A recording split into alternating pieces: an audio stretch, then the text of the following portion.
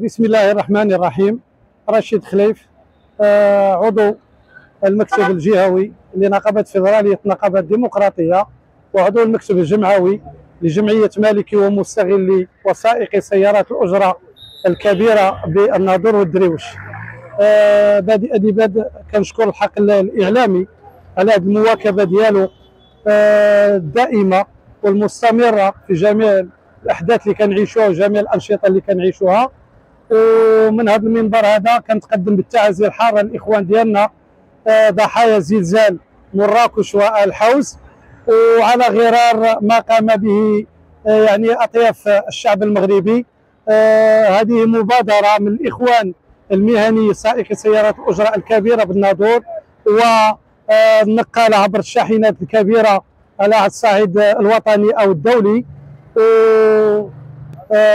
يعني وجميع مكونات وأطياف ساكنة الناظور أنهم بادروا إلى يعني القيام بهذه الحملة لجمع التبرعات الخاصة بضحايا زلزال الحوز مراكش.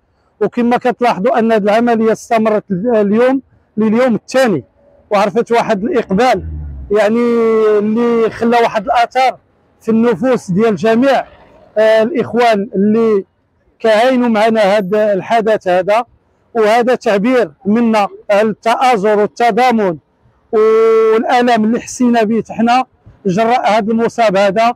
ويعني وهذا واحد العمل بسيط جدا يعني للتعبير يعني على التضامن والوقفه ديالنا مع الاخوان ديالنا اللي كيعانيوا جراء هذا الحدث اللي عاشوه.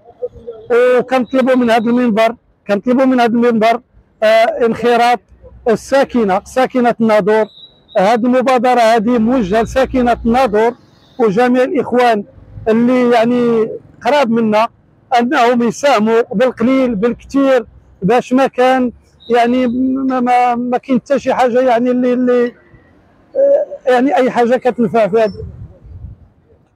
وكنحثوا الاخوان المهنيين انهم يزيدوا يتعاونوا معنا ويزيدوا يقدموا المزيد من يعني التضحيات ويتبرعوا حتى هما ويحثوا